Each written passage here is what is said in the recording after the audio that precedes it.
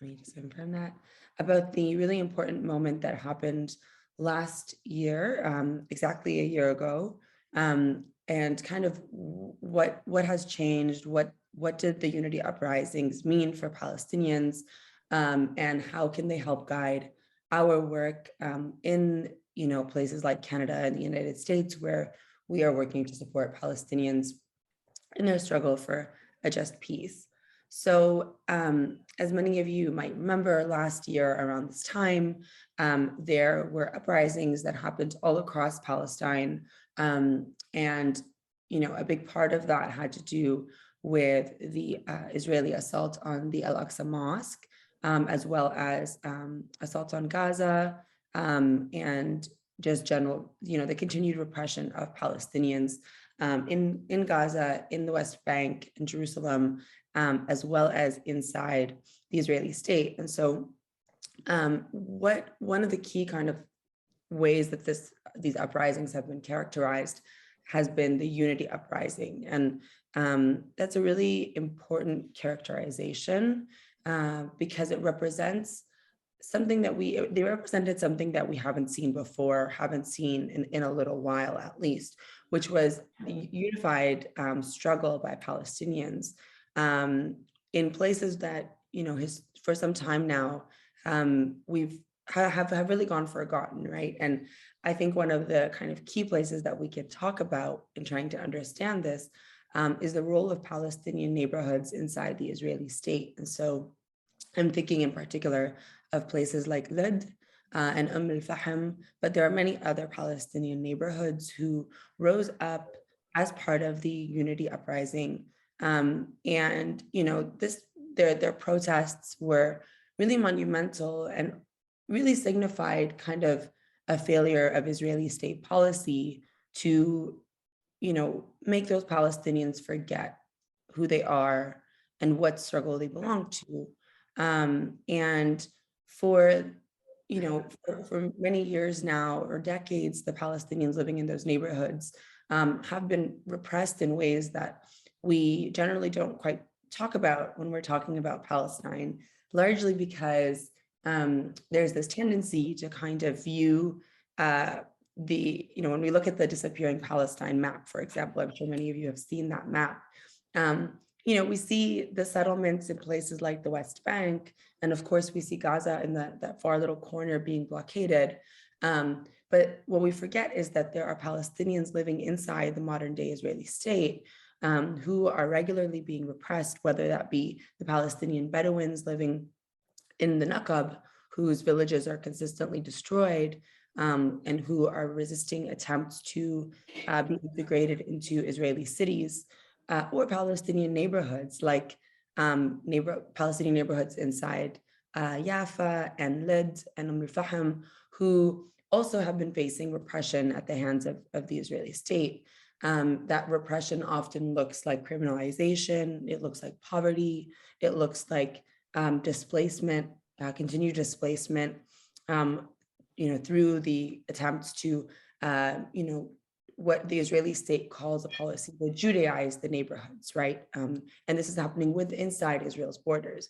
And so, and another way that they face repression is their education system not being able to talk about the Nakba, having their identity consistently attacked as Palestinians, being referred to as Arab Israelis.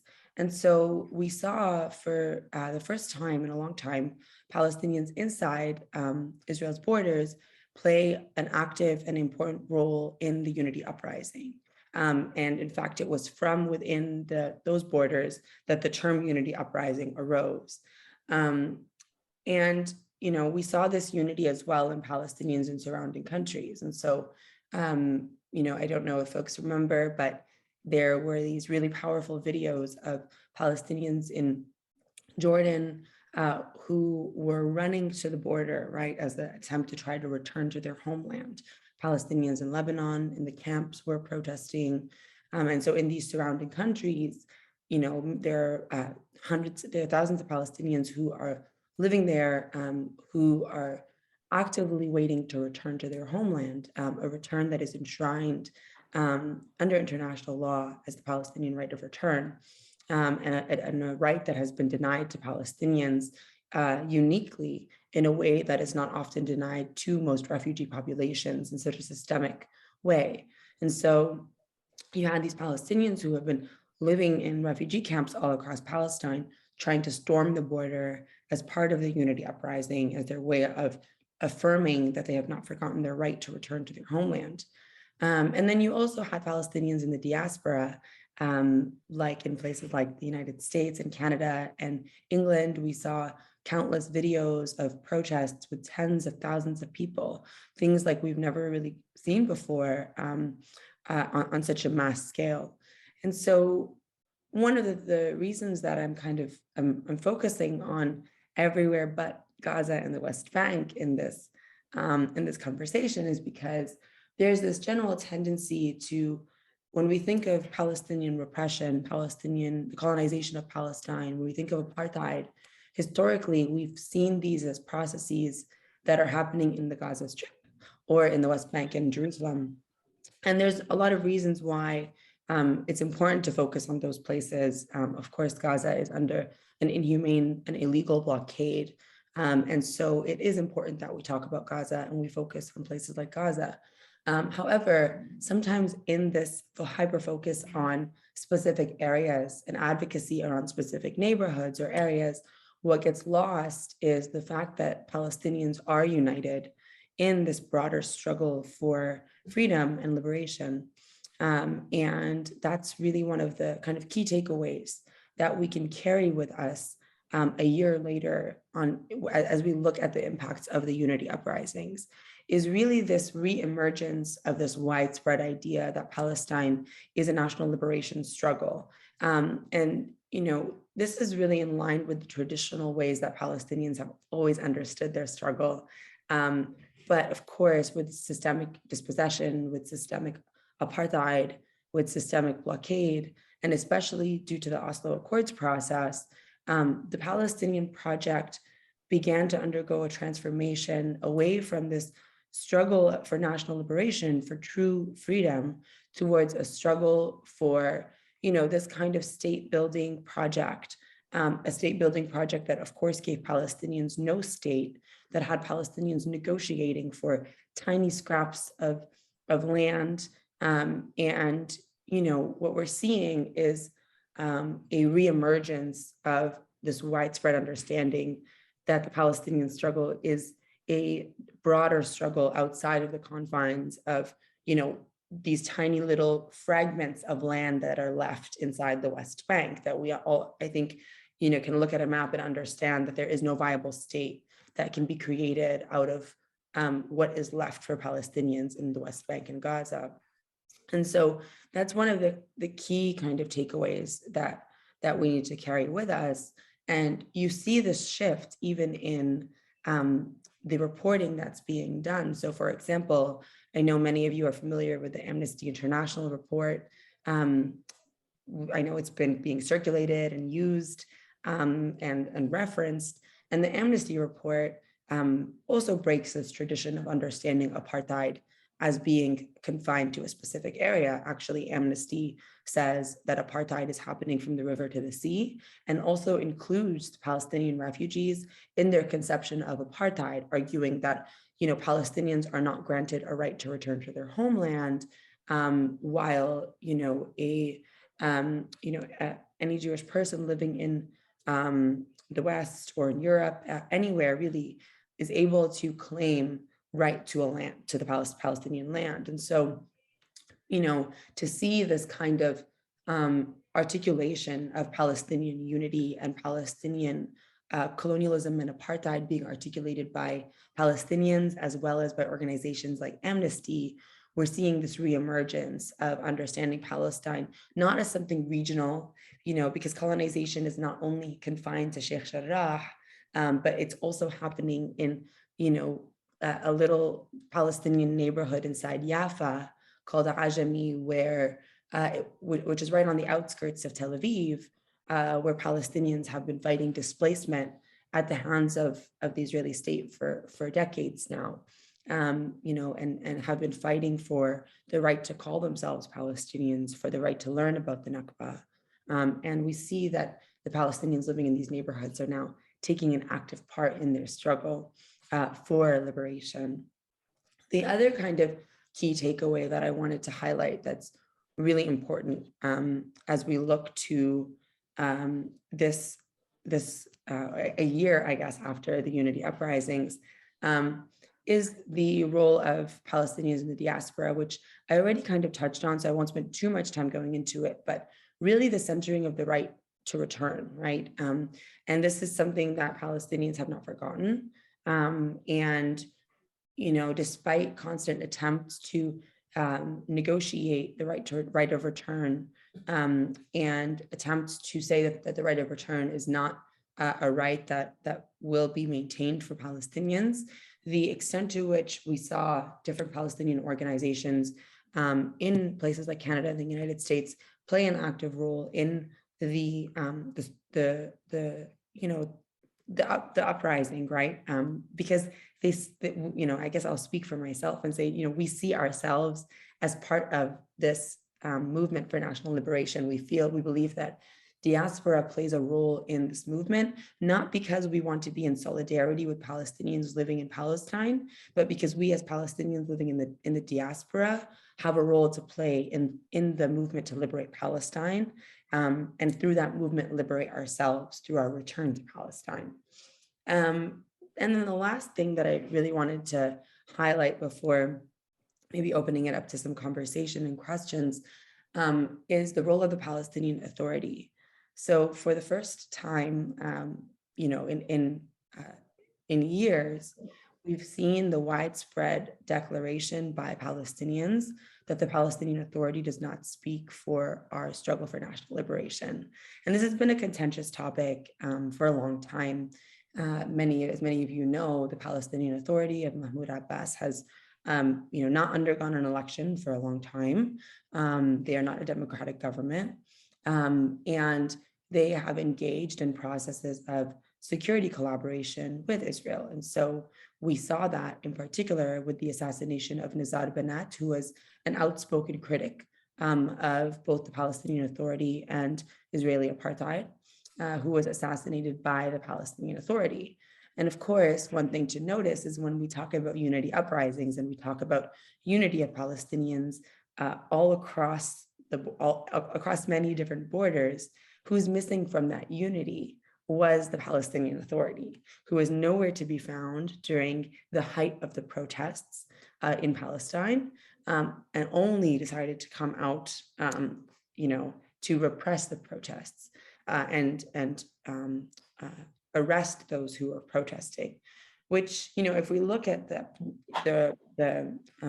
repression of Palestinians protesting in the West Bank as a response to the Unity uprising, and then we compare that to the Israeli government inside Israel's, mass incarceration campaign that followed the Unity uprising, where they went around knocking on Palestinian neighborhoods, arresting Palestinians with Israeli citizenship in the middle of the night, mass arrest campaigns of hundreds of Palestinians who were arrested simply for taking part of the Unity uprising, taking part of the protests.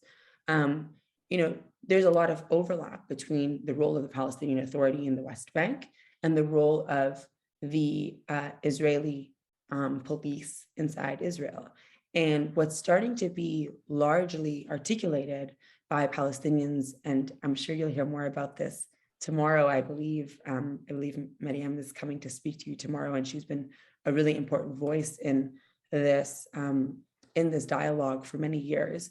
But what Palestinians are articulating is that the Palestinian Authority is simply an arm of the Israeli regime. It is allowed to exist by Israel to repress the Palestinian people.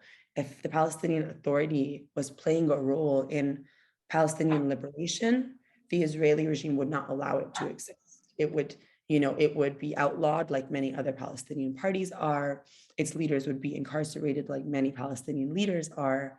But instead, because it plays a role in facilitating colonization through participating in security coordination with Israel, it is allowed to exist. And so this is a monumental shift in the broader discourse. There have, of course, been many Palestinians who have been saying this for some time, who have been critical of the Oslo Accords for some time, and who have been critical of the role of the PA and protesting the role of the PA. But for the first time since the Unity Uprising, we're seeing a mass articulation of the Palestinian Authority as part of the problem. And this is really important for our work in places like Canada and North America, where oftentimes we're in, sometimes advocacy work can look like meetings with members of the Palestinian Authority, right? Because we see, oh, we want Palestinian representation in places like Canada. But for the first time, I think we're starting to see this mass articulation that the Palestinian Authority is not part of the movement for a liberated Palestine. Of course, I guess to kind of close off on a really positive note, and perhaps a very obvious note is, that point about unity is really, really important, because this huge, this role of unity means that now more than ever, Palestinians are organizing across borders. We're not allowing borders to define who we want to organize with or how we understand ourselves. The struggle for Palestinians who are living under the blockade in Gaza are the same as the struggles of Palestinians who are living, in Canada, trying to return to their homeland, and is the same of the struggles of Palestinian Bedouins who, are fighting the demolition of their villages hundreds of times in the Nakab, and are the same as the struggles of the Palestinians in both West Bank and inside Israel, who are fighting repression and apartheid on a daily basis. And this unity gives us a way also to work in solidarity with our partners and those who, like UNJPPI, who are interested in being in solidarity with us. And it allows us to work together in ways that will bring us closer to liberation. And so last year was a really hopeful moment for many of us, despite, of course, the hundreds of deaths. I think for many Palestinians, we can say that the Unity Uprisings have created sort of a new wave of Palestinian struggle and for national liberation that we are really hopeful will lead us to a liberated Palestine where all people can live in peace. I'll leave it at that.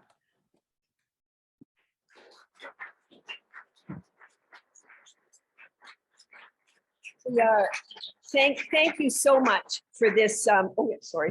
Thank you so much for this contribution to this gathering. And we've had a different format today where we've been breaking into we've been in table groups and having conversation there. But I'm going to suggest that we change it because you're not with us. We can't follow up with you in the same way. So I am going to take questions. We're getting set up with the mic. And I don't know if people can still hear me, but I think I'll move so I can.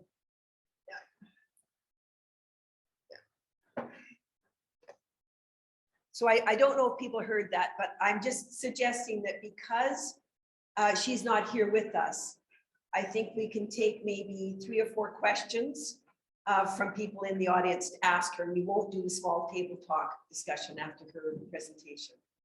So I invite people who would like to ask something that they come up, same format, where we have a mic and you sit in front of the screen so that she can see what you're saying. And I think we could probably turn this. Can you turn this? You don't know? Whatever works. Okay, that's on. That's on.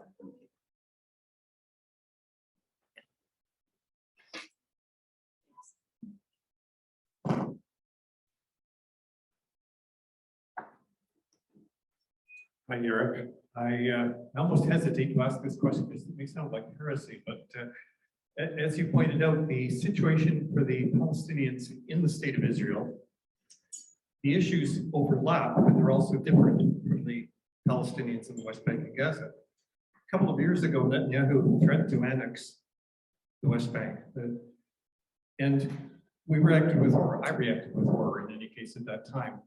But there are people like Jonathan Gatab, Peter Beinart, who are talking that one state solution is the only potential solution. So I'm now wondering, had Netanyahu actually done that, would that in fact have simplified things, clarified the issues, and of course aroused international ire as a result? So would the annexation and the creation of a one state unilaterally by Israel be necessarily a bad thing? So I think that's actually a great question. It's a great question for many reasons. On the one hand, it represents kind of this sort of question of, well, could that single state result in, opportunities for Palestinians to, resist like their colonialism in a more clearly united way. But it also, I think, represents a conversation that, as you mentioned, has started to unfold about one state. And I guess what I'll say is I'm not a fan of personally of kind of the one versus two state debates, because I find that they represent this sort of continued confinement of Palestine and Palestinians into the framework of the state project. And that's not to say that I don't think that we need a state from, a liberated state from the river to the sea, but rather that oftentimes the terms on which these negotiations or conversations are happening, tend to be centered on Palestinians giving up a significant amounts of rights, things that are important to them. So for example, I guess I'll give a couple of examples. So there is a push for one state that we've seen articulated even by certain members of Israeli society. And one thing you'll notice is oftentimes a lot of this, different articulations of this vision exclude Gaza. Gaza is not included. There's a reason for that, because Palestinians in Gaza refuse to compromise, because Palestinians in Gaza really represent a huge part of our struggle. And, because when we look at the history of Gaza, Gaza is under blockade, but many decades ago, Gaza wasn't under blockade. It was actually being colonized in a similar way that the West Bank was being colonized. And the Palestinians of Gaza engaged in resistance as, I think as people who are colonized and according to international law, are allowed to do. And so as a punishment, the Israeli government pulled out of Gaza and put Gaza under a blockade. And so, I think one of the challenges around these oftentimes really complex kind of state-focused debates is that we end up with this dialogue of, there are a lot of proposals. I'm familiar with some of Peter's work around one state. I'm also familiar with certain advocates for a confederation or a confederacy, which we've seen articulated by some Palestinians, although primarily by Israelis. And then, of course, familiar with the kind of traditional two-state Oslo framework. And I think that there are issues with all of them in different ways, because they confine us to the question of, how do we logistically manage a state, rather than what do we imagine the Palestinian, what do we imagine collective liberation needs to look like?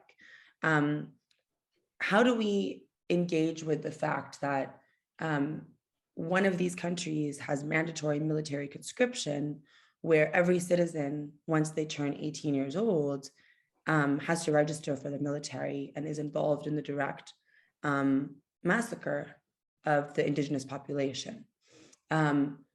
What education goes into that project of setting it so that such few percent of that country refuse to serve? Because the refusnik population, refusnik being Israelis who refuse to serve in the army, is so small, that there's mass kind of national propaganda that is happening that allows for youth of the population, of the Israeli population, to be able to put on a uniform at the age of 18 and serve in their military with no questions asked.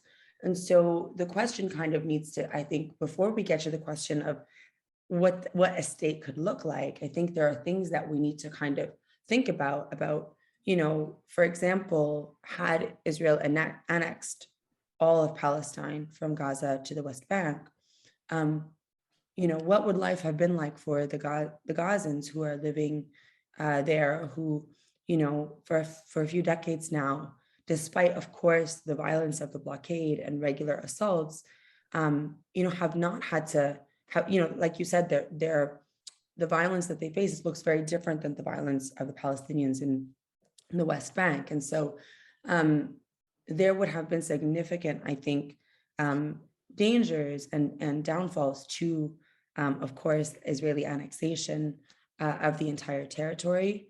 And of course, while I think I appreciate the practicalness of this kind of shift to say, okay, two-state is obviously, I think we can all agree, two-state is looking very unrealistic at this point. So let's shift over to one state. I think before we get to that conversation about what could one state look like, there are multiple layers of the colonial process that we need to think about, because, what Israel is able to do, for example, in the Nakab, if it was able to do that in Gaza, I don't know that Gaza would be able to maintain the kind of Palestinian life that it's able to maintain now. So it's for some reasons like that I always find myself a bit anxious about the one state proposals or frameworks, because I feel like there's so much work to be done on our part, right, in terms of advocating for end of apartheid, in terms of advocating for right to return, in terms of advocating for, for our countries to stop sending military weapons to Israel, before we can think about, okay, what could it look like for Palestinians, this population, to live under Israeli law from the river to the sea. And so, yeah, I hope that helps kind of clarify. It's not necessarily that that I don't think a state solution has to happen at some point, but rather sometimes I worry that when we focus on this kind of debate of one versus two state, what gets lost is all the work that needs to be done in order for a one state not to be violent, not to be colonial in character, not to be built off of the graves of Palestinians in their villages. Okay, thank you, Yara. I think we have time for one more question. If somebody has it, we still have a couple of guests and some other things happening. So wanting to keep things moving along. Is there another question? Yes, please come up. I think it's fair to introduce yourself to Yara. Oh, Yara knows me. Okay. This is Joe Bergen. Hi, Joe. Hi. So this is a really simple, well, yeah, I think it's a simple question, because we're all sitting in this room wanting to stand in solidarity with Palestinians and to act. So please, could you give us a list?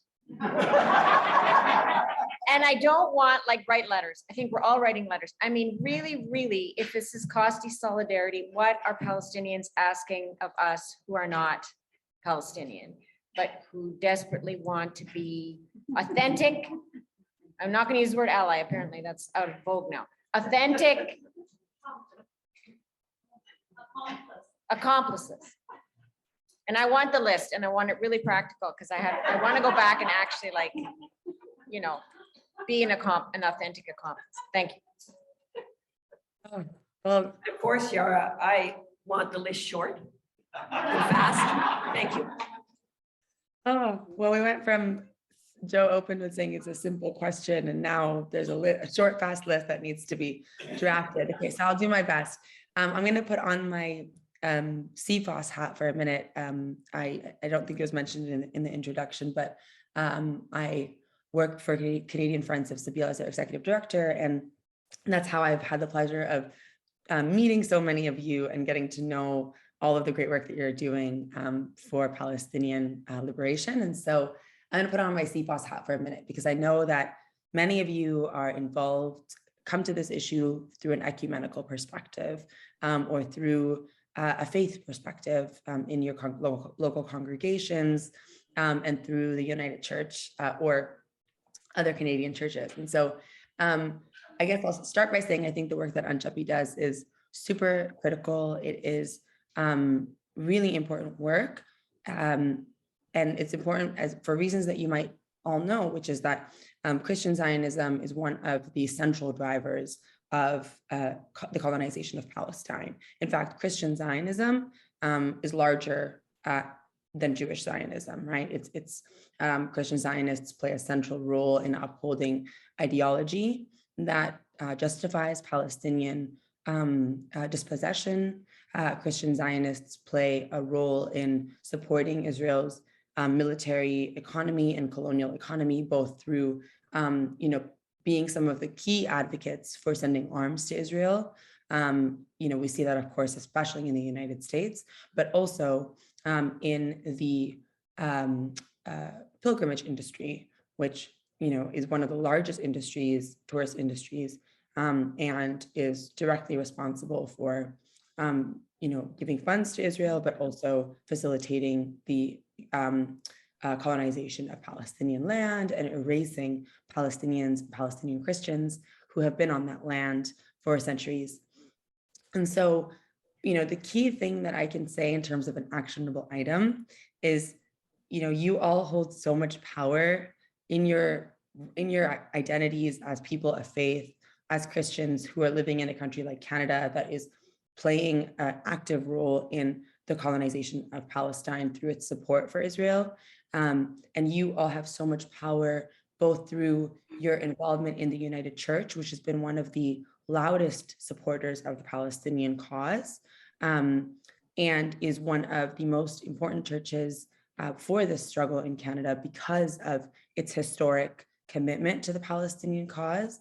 And also the amount of power that you hold at your individual congregational level, the power to change people's minds, the power to speak to people, to engage in dialogue with your congregations, with your faith-based community, with any community that you feel like you can engage in a conversation with about this issue, but especially with Christian communities who may be upholding Christian Zionism in one way or another. Does your church send pilgrimages to Palestine? Are those pilgrimages authentic in that do they follow international law? Do they meet with Palestinians? Do they visit settlements, right? In violation of international law? These are all questions, I think we all have a role to play, and our role is not always going to look the same.